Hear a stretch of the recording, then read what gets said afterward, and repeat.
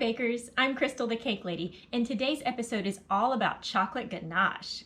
Chocolate ganache is a wonderful combination of heavy whipping cream and your choice of chocolate. You can use dark chocolate, semi-sweet, bittersweet. You can use milk chocolate or even white chocolate if you desire.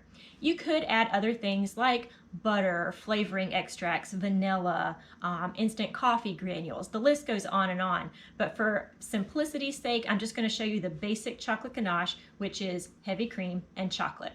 It can be used in so many different ways. You can use it as a glaze, or these lovely drip cakes that are so trendy right now. Those are actually made with chocolate ganache. You can use it as a filling, a piped border, full coverage frosting. You can whip it, it'll be a little lighter, and it can be used in all those ways as well. But what you may not know is you can make chocolate truffles with chocolate ganache, and my personal favorite, chocolate mousse. So stick around so you can see all the many ways chocolate ganache can be used.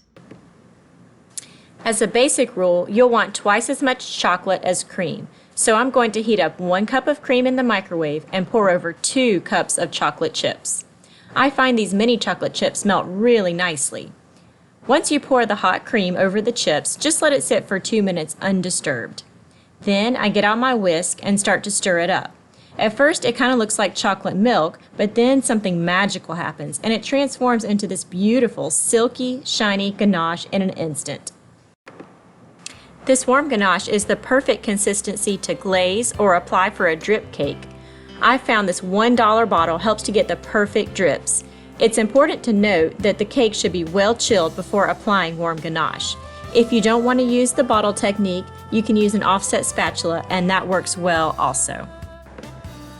For the other applications, you'll want to let the ganache cool longer. After sitting on the countertop several hours, it is the perfect consistency to spread on a cake. It could also be used as a piping border or a filling now that it's a little more stiff. But you didn't tune into this video to watch me frost cakes. Let's get into the truffle making. I actually let it chill in the refrigerator before making truffles so it's really firm. I got out a cup of warm water and a small spoon to scoop out the ganache with. Clean hands is really the most important ingredient for this project though. You'll just scoop out the desired amount, roll it into a ball, and repeat. There's really no way to keep your hands from getting all chocolatey, so just embrace that as part of the fun. Once you've used up all of the ganache, pop the truffles into the fridge and we'll get our toppings together. I think I could do a whole episode on chocolate truffles alone. In fact, I might have to do that because there's just so much you can do with different flavors, toppings, coatings. For instance, you can coat them in melted chocolate for a hard shell on the outside and decorate them beautifully. You'll want to make sure you subscribe so you can see that episode when I get around to making it. I'm finally chopping some pecans to toast in a pan. That will bring out the full flavor and give a little added crunch. I just toast them over medium heat until I can smell the oils becoming aromatic, and then cool the pieces before rolling the truffles in them. Imperfect. I've got powdered sugar, cocoa powder, which is very traditional. I've got coconut, and our toasted pecans. So all I'm going to do is drop it in there, roll it around a little bit.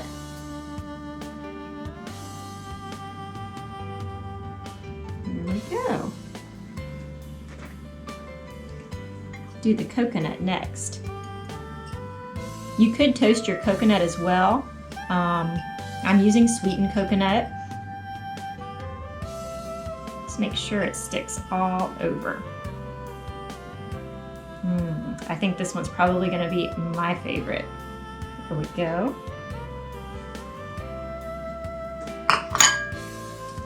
Let's do one in the chopped pecans.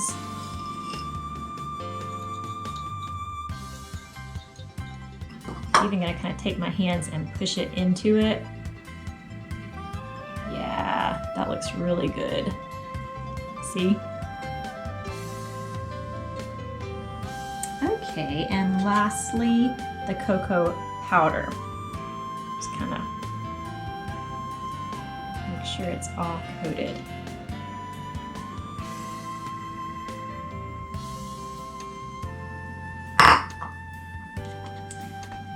There we go, some beautiful chocolate truffles coated in a variety of different things.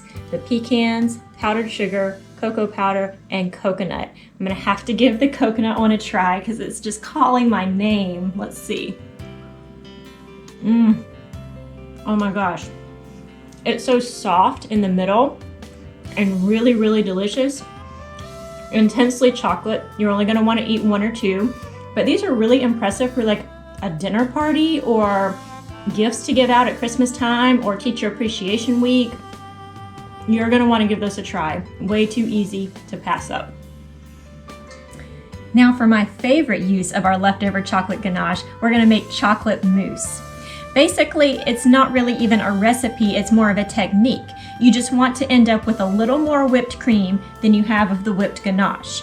You're not going to fool any French pastry chefs with this recipe because true chocolate mousse has egg yolks in it, but it's a delicious and impressive dessert for a dinner party or a special occasion or just to spoil your family on any given night.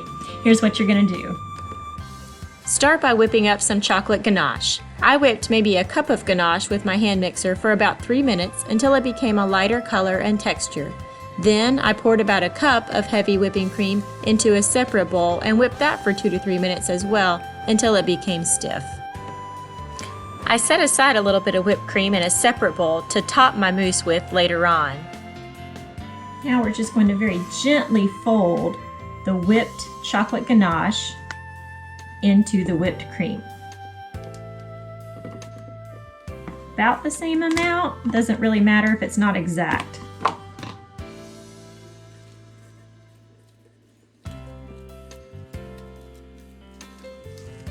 I'm going to get it uniform without deflating it, so don't be rough with it, just be gentle and slowly fold them together.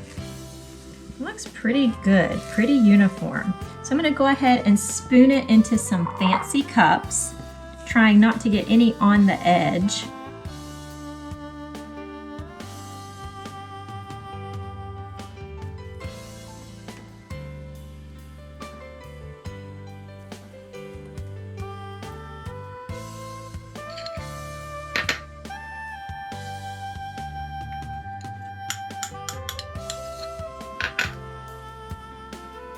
Raspberries would be even better, but all I have today is maraschino cherry, so I'm going to garnish each one with a maraschino cherry on top and then put these in the fridge for dessert tonight. Doesn't that look wonderful?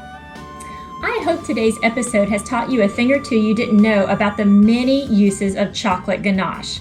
I sure hope you'll give this recipe a try and let me know your favorite way of enjoying it in the comment section below. Also, it really helps me if you like and subscribe to my channel, Crystal the Cake Lady. Until next time, happy baking!